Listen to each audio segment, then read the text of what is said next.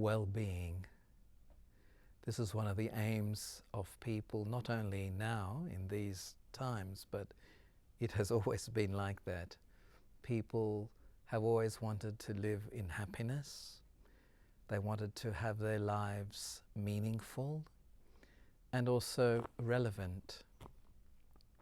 So what can help us to create this well-being within ourselves and then, of course, with others? There are many things we can say, but today I'd just like to share with you what we call the 8 powers that can create well-being in our lives if we use them consistently. Because definitely for improvements to happen, there has to be change. But it's not the change in the outside that is going to be so important, but it is the change in the inside. The change in how I think, in how I see things, in how I work things out. And for any newness, for any deep insight, the first thing that we need is to be quiet, to be silent. I have found very often that the breakthrough in understanding something or tuning into something has been just to sit with myself and being silence. And so the first power is the power of introspection. The ability to go within, withdraw from outside things. It can be for 5 minutes, it can be for 10 minutes, it can be for an hour, it may even be for 1 or 2 or 3 days. But to positively move inside, and once inside, just to remain in an inner peace and an inner calm. But then the second power, whilst in that inner space of peace, that inner space of quiet, is the power of discernment. Discernment is the ability to tune in to what is appropriate. Sometimes people have used the word judging, but judgment is a totally off the mark activity of the mind and the intellect. Discerning is not what's wrong and right, but what is appropriate and how I deal with a person. What is appropriate and how I deal with a situation. Today it may be I need to be assertive. Tomorrow it may be that I need to be quiet. The next day it may be that I have to have courage. Whatever it may be. But to be able to discern means to be able to, it's like having a third ear inside you and being able to hear, being able, as we said before, to tune in within that silence to what is appropriate. Because very often we think in black and white, right and wrong, where there are so many shades with which I have to tune into in order to really find what is appropriate and useful. And then after discernment, the third power is the power of decision making. Decision making is that I have discerned what is appropriate, what is necessary, and then decide that yes, this is what I have to do. Because the danger can be that I am thinking and maybe speaking and speaking, but I don't make the decision to act. We can't really get effective results just only through thinking and speaking.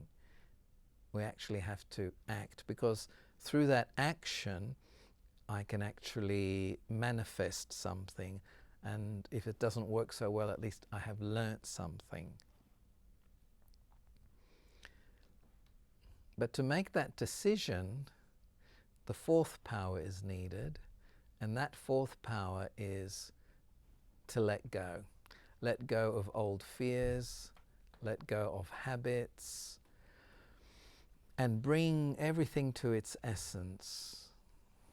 Because sometimes, because of fear, because of worry, because of doubt, there's a lot of expansion.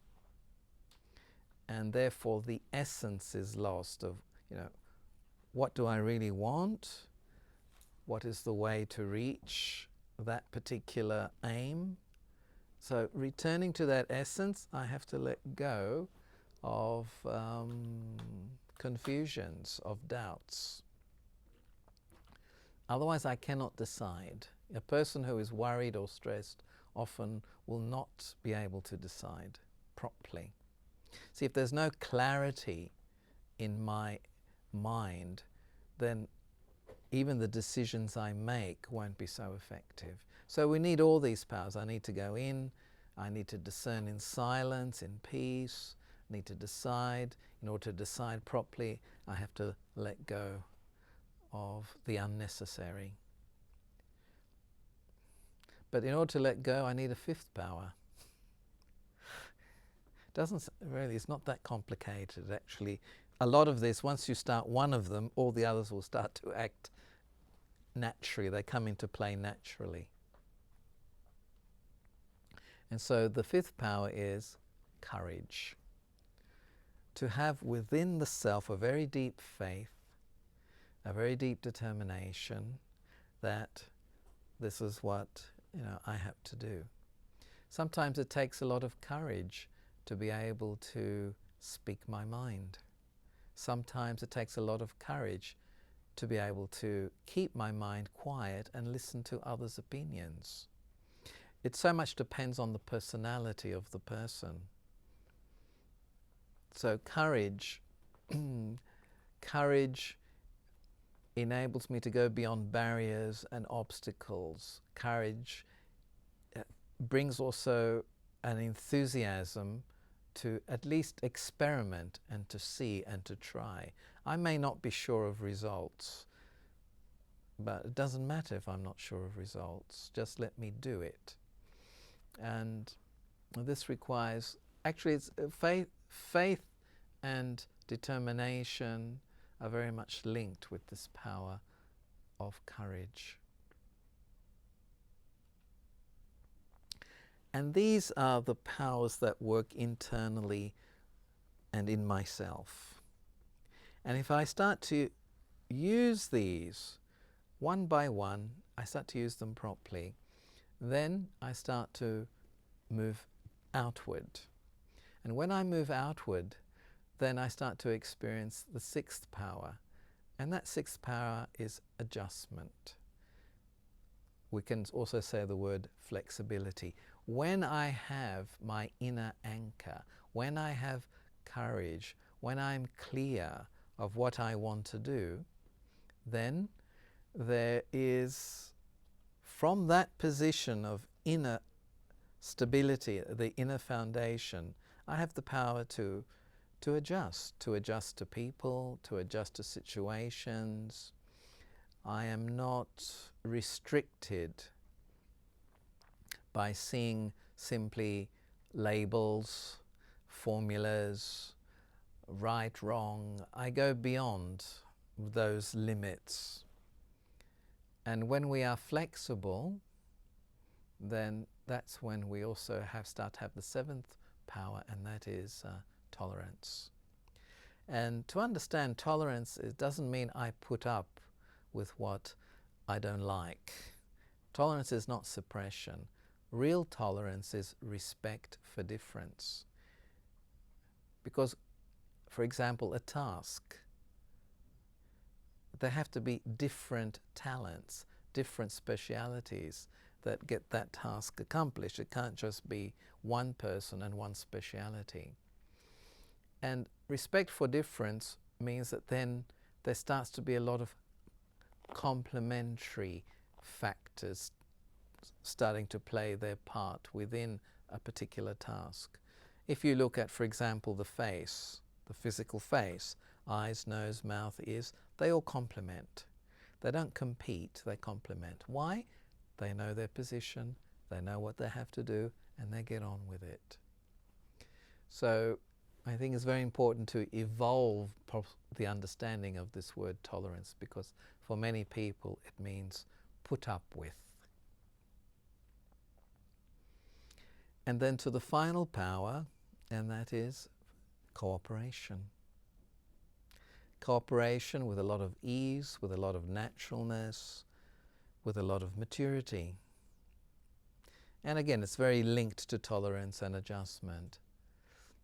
When we are able to cooperate, then we are able to share mutual specialities, we're able to share mutual resources.